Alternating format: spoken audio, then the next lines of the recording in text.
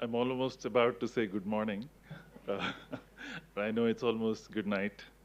So it's a little difficult time to keep you all awake and also from distraction from the phone. But I'll want you to pay attention for 20-25 minutes just in case we're not able to finish, then we'll do it on the coming Sunday. But yeah, pay attention during this time. Okay. ఈ వారం ముగించకపోతే వచ్చే వారం కూడా continue చేస్తానని brother చెప్తున్నాడు. All right, so we've had some amazing time of testimonies this evening, right? Looking at what the Lord has done in each of our lives. So ఈ సాయంకాలము ఈ చల్లని సాయంకాలము దేవుడు మనలో ప్రతి ఒక్కరి జీవితాలలో కూడా ఎటువంటి ఆశ్చర్యకారాలు చేశాడో మనం చూసాం. We're almost at the end of 2024, probably another 15-20 minutes to go in this part of the world. ఈ లోకంలో ఇంకొక 20-25 నిమిషాలు లేదా 20 నిమిషాలలో మనము 2024 సంవత్సరాన్ని ముగించబోతున్నాం. It's indeed a great thing to be found in the house of the Lord on such a day, because I'm just coming from our community. There's a lot of dancing and there's a lot of activity happening there. Okay. ఈ లోకంలో చాలామంది ఈ సమయంలో ఏంటంటే నాట్యం ఆడుతూ సంతోషంగా గడుపుతుంటారు, కానీ మనమైతే దేవుని మందిరంలో కనబడటం అన్నది ఎంతో ఆశీర్వాద కారణం. But all of you are here.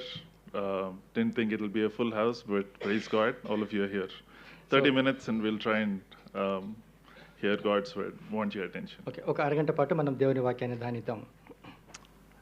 So this year, all of us were reading through Paul's life through our Bible studies, right? Bible study groups. మనకు బైబిల్ స్టడీస్లో ప్రతి వారం జరిగేటువంటి ఆరాధన బైబిల్ స్టడీ కార్యక్రమాలలో మన పౌలు గురించినటువంటి జీవిత చరిత్రను చూస్తూ వచ్చాం.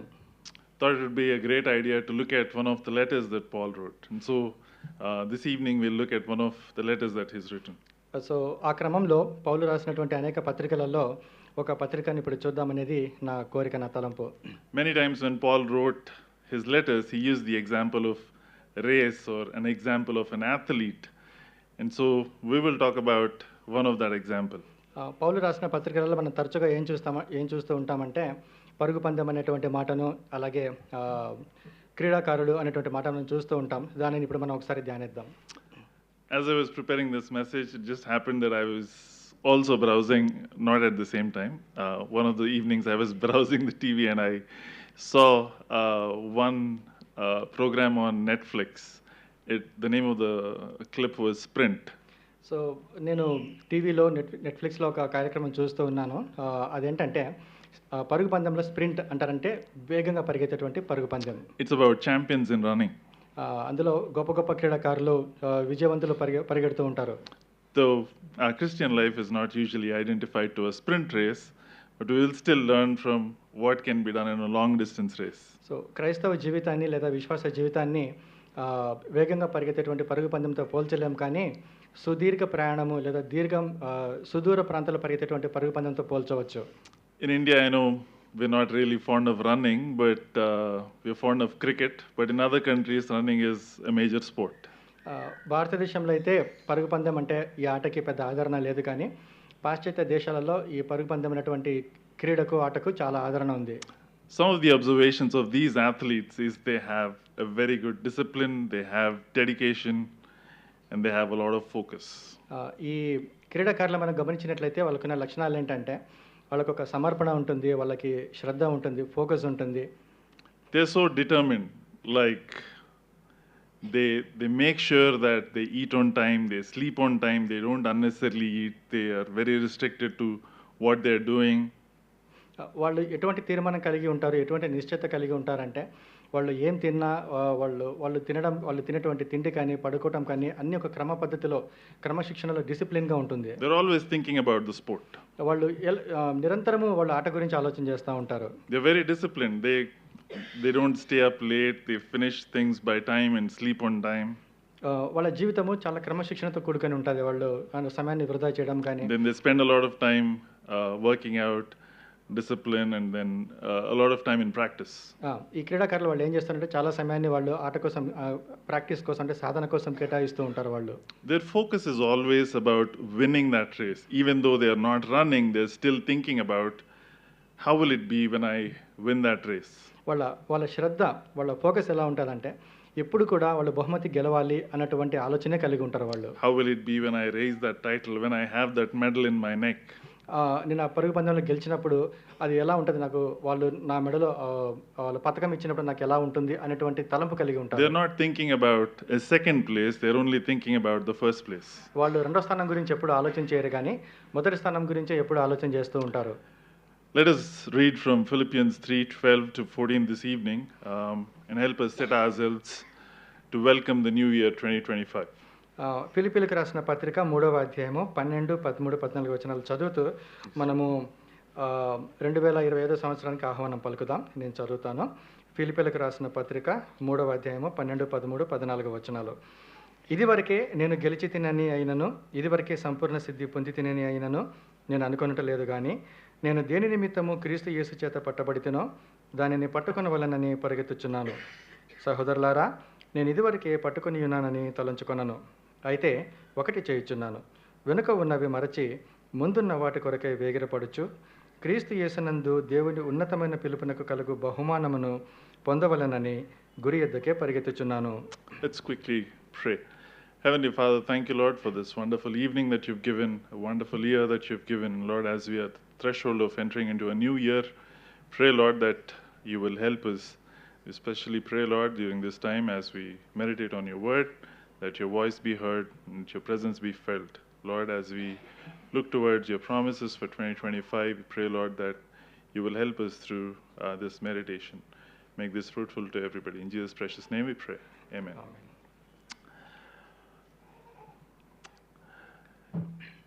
So before we look at 2025, let us look at what we've done in 2024. A lot of you have shared, but let's just be a quick appraisal, individually and also as a family and also as a church. 2025 సంవత్సరం చూసే ముందు 2024 సంవత్సరంలో మనల్ని మనం ఒకసారి పరీక్షించుకుందాం. మనం ఎలా ప్రవర్తించాం, వ్యక్తిగతంగాను కుటుంబాలుగాను మనం ఎటువంటి పురోగతి సాధించాం. From majority of the testimonies that we've heard and also all the updates that we have on our WhatsApp group, we see that 2024 was pretty well. మనం విన్నటువంటి సాక్ష్యాలు కూడా చూసినట్లయితే 2024 సంవత్సరంలో దేవుడు కృపను బట్టి మనం అందరం చక్కగానే ప్రవర్తించామని తెలుస్తుంది. We had some good messages during the Sunday. We had 2 services. Now we moved from 1 service to 2 services. మనకు సంఘంలో ప్రతి ఆదివారం మంచి వర్తమానాలు వస్తున్నాయి. అలాగే మనం ఒక ఆదివారం నుంచి 2 ఆదివారాలు ఇప్పుడు కలిగి ఉన్నాం. We had good anniversary program, we had good gospel program, we had good Christmas program. మనకు వార్షికోత్సవం జరిగింది, అలాగే సువార్త అంటే క్రిస్మస్ ఈవినింగ్ ప్రోగ్రామ్ జరిగింది. And a lot of new things that happened this year. ఈ సంవత్సరం చాలా కొత్త విషయాలు మన సంఘంలో జరిగాయి. Likewise, there were also a few disappointing things as well. అలాగే కొన్ని నిరుత్సాహపరిచేటువంటి ఘటనలు కూడా ఉన్నాయి. We had many half-night prayers with very few people. మనకు చాలా మటుకు హాఫ్ నైట్ ప్రేయర్స్ జరుగుతున్నాయి, కానీ చాలా కొద్ది మంది మాత్రమే వస్తూ ఉన్నారు. Many midweek prayers with single-digit attendance. వారపు మధ్యలో బుధవారం జరిగేటువంటి ప్రార్థన సమయానికి కూడా చాలా కొద్ది మంది వస్తున్నారు. అది కూడా 10 మంది సంఖ్య 10 మంది లోపే ఉంటుంది. There were also other priorities that were there, but we were not able to fulfill. మనకు వేరే ప్రాధాన్యతలు మన ఆత్మీయ జీవితంగా ఉన్నప్పటికీ కూడా మనం వాటిని నెరవేర్చట్లేదు. Maybe as individuals we went through difficult times as well. వ్యక్తిగతంగా కూడా మనము కొన్ని సమస్యల గుండా కష్టాల గుండా Maybe we were hurt by somebody. ఇతరులు మనల్ని గాయపరిచిండొచ్చు, emotionally. మానసికంగాను ఉద్రేకపరంగాను. Or maybe we were disappointed, or you did not get a job offer that you were looking for, or you did not get a life partner, or you thought your proposal will happen, it didn't happen. A lot of things in terms of family or individual level, or even at church level. Okay, మనము ఎదురు చూసినటువంటి ఒక ఉద్యోగం మనకు రాకపోయి ఉండొచ్చు, అలాగే మా వివాహం కొరకు ఎదురు చూసేటువంటి వారు అనుకున్నటువంటి సంబంధం అది స్థిరపడకపోయి ఉండొచ్చు. అలాంటి నిరుత్సాహపరిచేటువంటి ఘటనలు కూడా మన జీవితాలు కొన్ని జరిగి ఉంటాయి. Now with that background, how do we assess this year? ఈ వృత్తాంతం అంతా మనము ఒక నేపథ్యంగా తీసుకున్నట్లయితే మన 2024 సంవత్సరాన్ని ఎలా చూడాలి? Do we feel bad that things didn't go well, or do we feel really happy that everything fell in place? కొన్ని పరిస్థితులు సరిగా జరగలేదని మనం నిరుత్సాహపడాలా, లేదా కొన్ని బాగా జరిగాయని సంతోషించాలా? Be happy that amazing ministry was done. మంచి పరిచర్య జరుగుతుందని కూడా మనం సంతోషించాలి. How do we weigh them? దాన్ని ఎలా మనం కొలవాలి? Now Paul has a very different perspective, and I want to bring up 3 points. I'll try to be as as brief as possible. పౌలు ఈ సంఘటన ఈ వృత్తాంతం అంతటిని కూడా వేరొక కోణంలో చూస్తున్నాడు. దాన్ని ఇప్పుడు మనం ఒకసారి చూద్దాం. Right, look at verse 13, and it says, forgetting those that are behind, or forgetting those that are in the past. గతాన్ని మరచి వెనుకున్న వాటిని విడిచిపెట్టి అని. So the first point will be forgetting the past. So మొదటి అంశం ఏంటంటే గతం మర్చిపోవాలి. So all that has happened, all that we've experienced in 2024, I'm saying forget that and moving into 2025.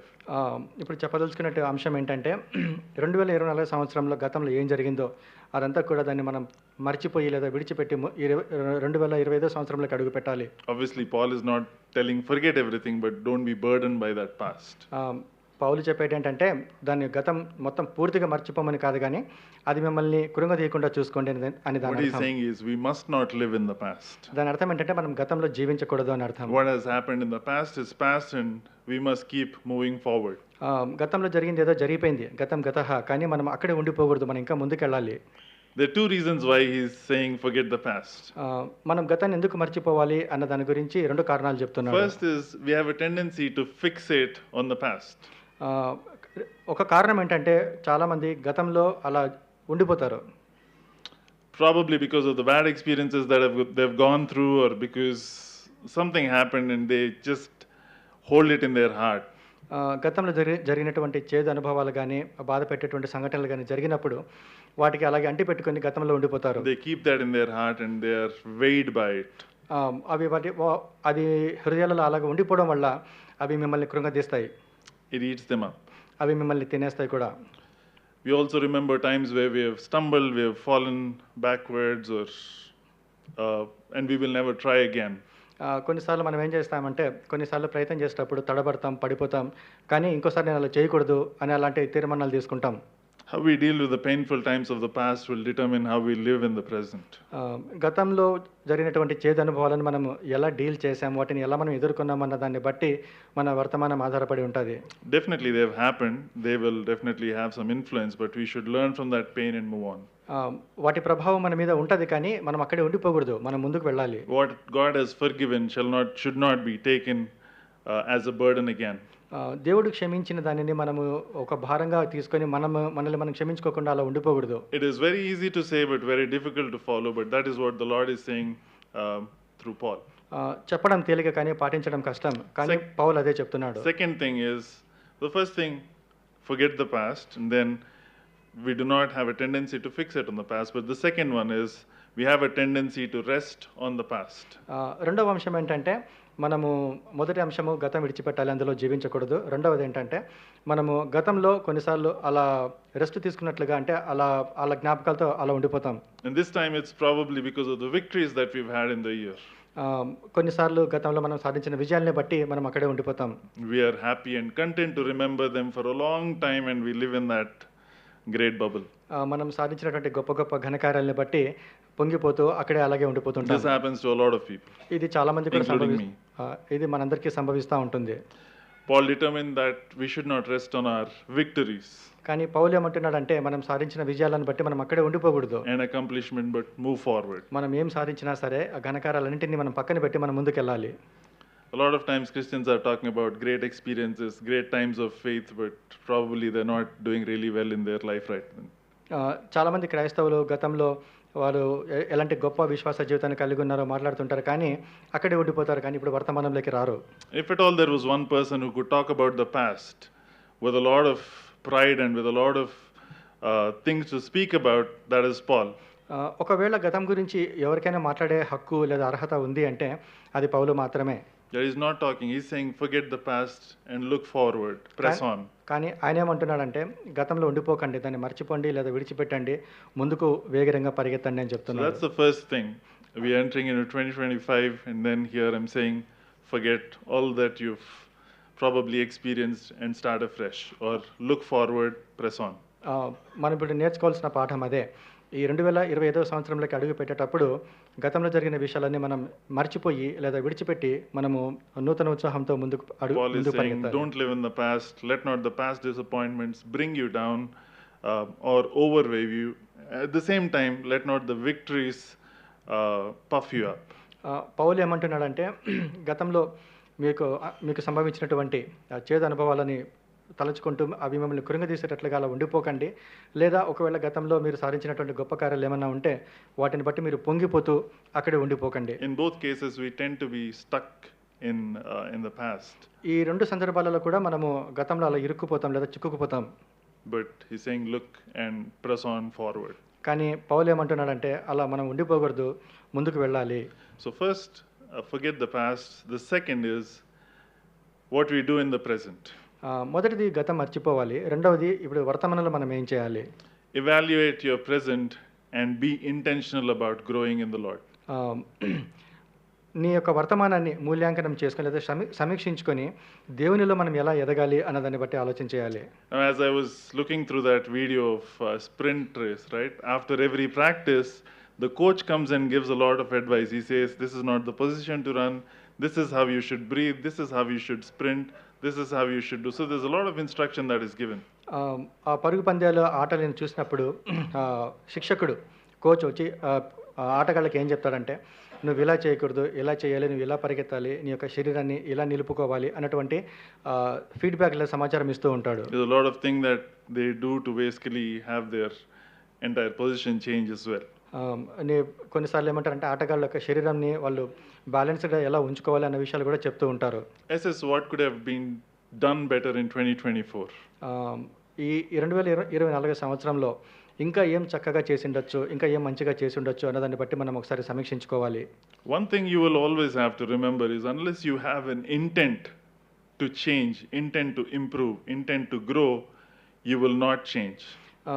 నిన్ను నువ్వు బాగుపరచుకోవాలి, నిన్ను నువ్వు మెరుగుపరచుకోవాలి అన్నటువంటి కోరిక నీకు లేకపోతే నీ ఆత్మీయ జీవితంలో దేవునితో ఎదిగే విషయంలో నీకు పురోగతి ఉండదు. 2025 will come, 2026 will come, 2027 also will come. We'll just be floating around. 2025 సంవత్సరం వస్తుంది, అలాగే 2026, 2027 కానీ మన జీవితంలో పురోగతి ఉండదు లేదా అభివృద్ధి ఉండదు. Maybe we have done great leaps forward in terms of our ministry or in church or individual life or family life. ఒకవేళ మనము వ్యక్తిగతంగా కానీ సంఘంలో కానీ కుటుంబంలో కానీ మనము గొప్ప గొప్ప అడుగులు వేస్తూ ఉండొచ్చు కానీ but don't have this great feeling that we have arrived. నేనేదో సాధించాను అన్నటువంటి ఒక ఆలోచనలోకి లేదా ఫీలింగ్లోకి మనం వెళ్ళకూడదు. Or that we have been established. మనం చాలా సాధించాము అన్నటువంటి ఆలోచన. Or we have been made perfect. మనము పరిపూర్ణమయ్యామన్నటువంటి ఆలోచన. Because you see the way we started verse 12, right? Paul of all the people is saying, not that I have already attained or I am already perfected. He has done so many things and he is saying that. Where do we stand? ఇక్కడ మనం పౌలుని చూసినట్లయితే ఆయన ఏమంటున్నాడంటే నేను 12వ వచనం ఇదివరకు నేను గెలిచి తినని అయినను ఇదివరకే సంపూర్ణ సిద్ధి పొందితి అయినను నేను అనుకొనుటలేదు. So this is a time of introspection, not just this 30 minutes, but when you go back home, take some time, take some notes and write down probably what you've not been able to do well. ఈ సమయం మనకు చాలా ప్రశస్తమైనది, ఎందుకంటే ఇది మనల్ని మనం పరీక్షించుకోవడానికి కేవలం ఈ అరగంట మాత్రమే కాదు, కానీ ఇంటికి వెళ్ళిన తర్వాత కూడా ఒక నోట్బుక్ తీసుకొని మనం ఎక్కడెక్కడ మనం సరిగా ప్రవర్తించలేకపోయామో అదంతా రాయండి. When we look at our own introspection, usually everything seems fine, but introspect under God's word. మనల్ని మనం పరీక్షించుకున్నట్లయితే మన కంటికి అది మనం బాగా చక్కగా చేస్తున్నట్లుగానే కనపడుతుంది, కానీ దేవుని వాక్యంలో మిమ్మల్ని మీరు పరీక్షించుకోండి. A lot of times we plan things, we do things, and then we ask God to intervene and do some miracle with that. చాలాసార్లు మన ప్రవర్తన ఎలా ఉంటుందంటే మనమే ప్రణాళికలు రచించుకుంటాము, మనం ఇది చేయాలని అనుకుంటాం, అప్పుడు దేవుని ప్రార్థిస్తాం, దేవా నేను చేసి ఈ పనిని ఆశీర్వదించు అని. But that's not how God's plans usually work out in a very strong way. గట్టిగా చెప్పాలంటే దేవుని యొక్క ప్రణాళికలు ఆ విధంగా ఉండవండి. But the power of God is revealed through us individually or as a church when we become instruments of His work. You ask the Lord, what is my purpose? How do I fit in? What should I be doing? And then you follow that path. వ్యక్తిగతంగా కానీ సంఘంగా కానీ ఎప్పుడైతే మనము దేవుని అడుగుతామో, దేవుని చేతులు మన పనిముట్టుగా ఉండి నేనేం చేయాలి లేదా నేనేం చేయాలి లేదా మేమేం చేయాలని దేవుని అడుగుతామో అప్పుడు దేవుని యొక్క శక్తిని మనము మన జీవితాలలో చూడగలం. Obviously change is not easy in anybody's life. మార్పు అనేది అంత తేలిక కాదండి. It won't happen overnight as well. అది రాత్రికి రాత్రి సంభవించేటువంటిది కాదు. For a long distance run you need to be prepared and you need to have an intention. సుదీర్ఘ కాలం పాటు ప్రయాణించాలి అంటే కనుక దానికి చాలా ఓపిక అవసరం. some of the things that I thought about what we could improve as individuals and as a church, I listed down. I will try to run through them quickly. వ్యక్తిగతంగా కానీ సంఘంగా కానీ ఎలాంటి పురోగతి సాధించాలి అనేటువంటి కొన్ని అంశాలు నేను ఒక పట్టిక రాశాను. అది నేను But చదవాలనుకుంటున్నాను. make sure when you go home, you also make some notes as well. మీరు ఇంటికి వెళ్ళిన తర్వాత మీరు కూడా కొన్ని ఇలాంటి పాయింట్లు రాయొచ్చు. As a church, probably making time for God in our schedule include a lot of prayer time in this year. మనం కూడా మన ప్రణాళికలో చాలా మటుకు సమయాన్ని దేవుని కొరకు ప్రార్థన కొరకు కేటాయించుకోవాలి. Finding time to thoughtfully read the Bible. Bible ధ్యానాన్ని శ్రద్ధగా ఒక అర్థవంతంగా చదవాలి. Doing a regular and honest spiritual evaluation of our lives regularly. మనకు ఆత్మీయ జీవితాలని క్రమం తప్పకుండా పరీక్షించుకోవాలి. Maybe turning away from some worldly pursuits. లోకాశల వెంట మనం పరిగెత్తకూడదు. Pushing ourselves to study and read for growth. దేవుని యొక్క వాక్యాన్ని చదవడం కోసం మనల్ని మనము ఇంకా ముందుకు Maybe as a church we didn't do enough evangelism. సంఘంగా మనం ఒకవేళ చేయాల్సినంతగా సేవ చేయకపోయి ఉండొచ్చు. Maybe ask God's help for making better decisions. మనము మంచి నిర్ణయాలు తీసుకోవడానికి దేవుని సహాయం అడగాలి. Ask God to have more regular family altars. క్రమం తప్పకుండా కుటుంబ ప్రార్థనలు కలిగి ఉండటానికి దేవుని Pray a సహాయం little more కోరాలి. for our friends and relatives to come to know the Lord. ఇతరులు మన స్నేహితులు కానీ బంధువులు కానీ దేవుని తెలుసుకోవడం కోసం As ప్రార్థించాలి. a church we can give more maybe so that we can help other ministries. దేవునికి ఇచ్చే విషయంలో మనం ధారాళంగా ఉన్నట్లయితే ఇతర సేవలకు అది ఎంతగానో Might ఉపయోగపడుతుంది. not always be money, sometimes it could be time, it could be service. చాలా సందర్భాలలో ఇది డబ్బు మాత్రమే కాదు కానీ మన సమయము సేవ కూడా. There's so many things that we can still, I've listed down many, but I'm stopping at this. But from an individual perspective as well, personal holiness is the most essential. వ్యక్తిగతంగా ఆలోచన చేసినట్లయితే చెప్పదలుచుకున్న అంశం ఏంటంటే వ్యక్తిగత పరిశుద్ధత అనేది చాలా ప్రాముఖ్యమైనటువంటిది. Set your standards much higher. మీ యొక్క ప్రమాణాలు చాలా ఉన్నతంగా ఉండాలి. Unless you have one-to-one relationship and a close relationship with the Lord, it is absolutely impossible to have a great church that is growing. It all starts from an individual perspective in terms of holiness.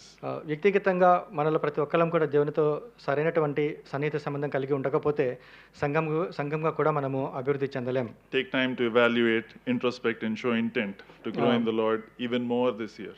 ఈ సంవత్సరము ఇంకా సమయము మనం దేవునితో గడపాలి, మనల్ని మనం పరీక్షించుకోవాలి. Now I'm coming to the third point, which is pressing forward. మూడో అంశం ఏంటంటే ముందుకు పరిగెత్తాలి, ఇంకా వేగంగా పరిగెత్తాలి. That is what Paul says, right? Pressing forward. పౌలు ఇక్కడ మనకు అదే చెప్తున్నాడు కదా, మనం ముందుకు పరిగెత్తాలి. It all starts with a time of repentance. ఇదంతా ఎప్పుడు మొదలవుతుందంటే పశ్చాత్తాపంతో Of all మొదలవుతుంది. the opportunities that we had in 2024 and we could not utilize all of it. మనకు చాలా అవకాశాలు వచ్చినప్పటికీ కూడా మనం వాటిని సరిగ్గా ఉపయోగించుకోకపోయి As ఉండొచ్చు. we move from this year to the next, it's a great time to reposition, recommit and restart. 24వ సంవత్సరం నుంచి 2025వ సంవత్సరానికి అడుగు పెట్టేటప్పుడు ఇది దేవుడు మనకి ఇచ్చేటువంటి గొప్ప అవకాశం ఏంటంటే మనల్ని మనం సరి చేసుకోవడానికి, దేవునిలో పరీక్షించుకోవడానికి. This year more than any other years is going to be very interesting. ఈ సంవత్సరము గతంలో పోలిస్తే చాలా ఆసక్తికరమైనటువంటి సంవత్సరం. Lot of changes are going to come technologically, lot of changes are going to come politically, more wars, more trials, difficult times in ministry maybe. రాజకీయ పరంగా కానీ లేదా సాంకేతిక పరంగా కానీ చూసినట్లయితే చాలా మార్పులు మనం చూడబోతున్నాము. More AI maybe. We really don't know what to expect. Artificial intelligence కానీ ఇలాంటి చాలా మార్పులు మనం చూడబోతున్నాం ఈ కొత్త సంవత్సరంలో. More than any time it looks like God's prophecies are going to be fulfilled. చాలా మటుకు దేవుని యొక్క ప్రవచనాలు నెరవేరుతున్నట్లుగా కూడా మనం చూస్తున్నాం. And it even looks like God's return is going to be imminent. దేవుని యొక్క రెండవ రాకడ కూడా చూస్తున్నట్లయితే చాలా దగ్గరగా ఉన్నట్లుంది. Now with so many things to look forward to 2024, how do we press forward? 2025వ సంవత్సరంలో చూసినట్లయితే చాలా అంశాలు ఉన్నాయి కానీ మనం ఎలా సిద్ధపడుతున్నాం? I won't take long. I know it's New Year time. Another 5 minutes. First is verse 12. Press on that I may lay hold of that for which Christ Jesus has also laid hold of me, understanding our purpose, the purpose for which the Lord has found us. Unless we understand that purpose, it is impossible to look forward. మొట్టమొదటిగా మనం చేయాల్సింది ఏంటంటే దేవుడికి మన పట్ల ఉన్నటువంటి ఉద్దేశాలు ఏంటో మనం తెలుసుకోవాలి, లేకపోతే మనము మన జీవితంలో ముందుకు వెళ్ళలేం. If you don't have a purpose for running a race, it's absolutely, you really don't have a direction. And it's the same with God's calling as well. ఒక క్రీడాకారుడికి పరుగు పందెంలో ఒక లక్ష్యము అనేటువంటిది లేకపోతే ఎలా పరిగెత్తలేడో మన పరిస్థితి కూడా అలాంటిదే. You will just be floaters. మనము ఇటు అటు ఒక గురి లేదా ఒక లక్ష్యం లేకుండా ఇటు అటు వెళ్తూ ఉంటాం. Understand your purpose, specifically why you are called for again in 2025. దేవుడికి నీ పట్ల ఉన్నటువంటి ఉద్దేశాలు ఏంటో ఒకసారి జాగ్రత్తగా పరిశీలించండి, గ్రహించండి. Second thing that we press forward is towards the goal. Unless you have a goal, you want to be a certain level, you want to be a certain thing. If you don't have a goal, absolutely you will never be able to focus on pressing forward. నీకంటూ ఒక లక్ష్యం, నీకంటూ ఒక గురి అనేది లేకపోతే ఏమవుతుందంటే నీకు ఏకాగ్రత ఉండదు, నువ్వు చేసే పని మీద నీకు శ్రద్ధ ఉండదు లేదా ఏకాగ్రత ఉండదు. Especially in believers' life, everything else can be static or you might have a stagnant position, but in a believer's life there is no static place. Either you're falling backwards or you're pressing forward. ఈ లోకంలో చూసినట్లయితే stagnate point అంటారు, అంటే ఎటువంటి పురోగతి లేకుండా అలా నిలిచిపోయేటువంటి స్థితి. కానీ క్రైస్తవుల జీవితంలో అలాంటిది ఉండదు. మనం ఆత్మీయంగా పెరుగుతున్నా ఉండాలి లేదా ఆత్మీయంగా దిగజారుతున్నా ఉండాలి. And remember, the goal in a Christian's life, in a believer's life, is to be and reflect the Lord Jesus Christ. ఒకటి జాగ్రత్తగా గుర్తుపెట్టుకోండి, ఒక క్రైస్తవుడి యొక్క లక్ష్యం ఏంటంటే యేసుక్రీస్తుని తమ జీవితాలలో ప్రతిఫలింపజేయటం. It is not a sudden change, it's a pursuit. It's going to be a constant pursuit. Every single day you will have to have that goal. ఇది అప్పుడప్పుడు చేసేటువంటిది కాదండి, ఇది నిత్యము మన జీవితంలో చేయాల్సినటువంటి పని. అది pressing towards the goal means putting aside distractions, staying away from sin, anything that hinders our relationship with God. లక్ష్యం వైపు పరిగెత్తడం అంటే ఏంటంటే మనము మన జీవితాల్లో ఒకవేళ పాపాలమైనటువంటి పక్కన పెట్టాలి, డిస్ట్రాక్షన్స్ ఏమీ లేకుండా చూసుకోవాలి, గురి ఎద్దకి మనం లక్ష్యం కలిగి పరిగెత్తాలి. That is the motivation to run. మనం పరిగెత్తడానికి మనకు అదే ఒక ఉత్సాహంగా ఉంటుంది. Long term motivation is to become like him. ఒక దీర్ఘకాలికమైనటువంటి లక్ష్యం ఏంటంటే మనం యేసు ప్రభు వలె మారడం. But short term motivation every single day is once you wake up or once the day is ending, is God happy with me today? ఒక ask yourself. ఒక short time goal అంటే హ్రస్వకాలం ఉన్నటువంటి లక్ష్యం ఏంటంటే ప్రతిరోజు ఉదయం లేచినప్పుడు కానీ మనం పడుకునేటప్పుడు కానీ దేవుడు నాతో ఎలా ఉన్నాడు, సంతోషంగా ఉన్నాడా అన్నటువంటిది పరీక్షించుకోవాలి. The last thing that you will want for a long distance runner is press forward for the prize. దీర్ఘకాలం సుదీర్ఘ ప్రయాణం లేదా సుదీర్ఘ పోటీలు దూరపు పోటీలలో పాల్గొనేటువంటి వాళ్ళకు ఉన్నది ఏంటంటే it says the upward call of God in Jesus Christ. That is our prize. మనం ఒక బహుమానం కొరకు పరిగెత్తాలి. All of us as believers, we're going to look for an eternal reward that awaits us. విశ్వాసులుగా మనం అందరం కూడా దేని కొరకు ఎదురు చూస్తున్నామంటే పరలోకంలో మనకు కలిగేటువంటి బహుమానం కొరకు ఎదురు చూస్తున్నాం. Paul emphasizes that a Christian's life isn't just about here and now. Everything we do should be motivated by the hope of eternity. That is your focus. మన యొక్క శ్రద్ధ ఎలా ఉండాలి అంటే ఈ భూమి మీద టెంపరీగా ఉండేటువంటిది కాదు కానీ నిత్యత్వం కొరకు దేవుడు మనకి ఇచ్చేటువంటి బహుమానం కొరకు కలిగి ఉండాలి. Fixing your eyes on the prize, that is the only way. Because he's saying press on, right? Press on is not like take a start. No, that's not. Press on is almost at the last step of your run. That is where you need all your focus, all your determination, everything, so that all your discipline, so that you are able to run that last leg. That is what is press on. ముందుకు పరిగెత్తడము అంటే మనం కొంత దూరం ప్రయాణించి అలసిపోయిన తర్వాత నేను పరిగెత్తలేను అనుకున్నప్పుడు కూడా మనం శక్తిని కూడగట్టుకొని ఇంకొక అడుగు ముందుకు వేయటము. So as we enter 2025, I want you to remember these three things. 2025వ సంవత్సరంలోకి అడుగు పెట్టేటప్పుడు ఈ మూడు విషయాలు మీరు గుర్తుంచుకోవాలని నా మనవి. This is also a run, so run with focus. మనం పరిగెత్తేటువంటి పరుగు పందెము శ్రద్ధ కలిగి ఉండాలి. But keep your eyes fixated on the Lord Jesus Christ, the author and finisher of our faith. నీ యొక్క దృష్టి యేసుక్రీస్తు మీద ఉండాలి, ఎందుకంటే ఆయన మన విశ్వాసానికి కర్తయ్యో దానిని కొనసాగించేవాడనై ఉన్నాడు. This year there are going to be a lot of distractions, so avoid distractions and stay focused on your spiritual growth and God's purpose for your life. ఈ కొత్త సంవత్సరంలో ఎన్నో డిస్ట్రాక్షన్స్ ఉంటాయి, కానీ వాటన్నింటి నుంచి మనం తొలగి మనము దేవుని మీద గురి కలిగి లక్ష్యం కలిగి ఉండాలి. Second, run with endurance. రెండవదిగా మనం ఓపికతో సహనంతో పరిగెత్తాలి. Because This race is not going to be easy, and the only strength that we get is from the Lord Jesus Christ. ఈ పరుగు పందెం అంత తేలిక కాదండి. మనము దేవుని వైపు చూస్తూ ఉన్నట్లయితే దేవుని దగ్గర నుంచే మనకు శక్తి బలం వస్తుంది. Run with a hope, ఒక నిరీక్షణ కలిగి పరిగెత్తండి. because the prize is worth it. ఎందుకంటే మనం పొందబోయేటువంటి బహుమానము మహిమ గలది, అది విలువ గలది. Think of it every day when you wake up. That's going to be my prize. ప్రతిరోజు ఉదయం మీరు నిద్ర లేచినప్పుడు దీని గురించి ఆలోచించండి, ఇదే నా బహుమానము అని. And then as a church, run together. సంఘంగా మనందరం కూడా కలిసి పరిగెత్తాలి. Christian life, I don't think we can run alone. క్రైస్తవ జీవితం అంటే ఏదో ఒంటరిగా పరిగెత్తేటువంటిది కాదు. Surround yourself with fellow believers మిమ్మల్ని మీరు చుట్టూ విశ్వాసులతో ఉండండి. who can encourage and spur you towards that goal. మనల్ని ప్రోత్సహించడానికి తోటి విశ్వాసుల సహాయం మనకు ఎంతో అవసరం. So I hope that is how we want to run 2025. ఆ విధంగా 2025 సంవత్సరంలో మనం పరిగెత్తాలనేటువంటిది నా ఆశ. So forget the past. గతం మర్చిపోండి. Second, press on, or actually evaluate your present, and then third is press forward. రెండవదిగా ఏంటంటే వర్తమానాన్ని పరీక్షించుకోండి. మూడవదిగా ముందుకు గురి యొద్దకే పరిగెత్తండి.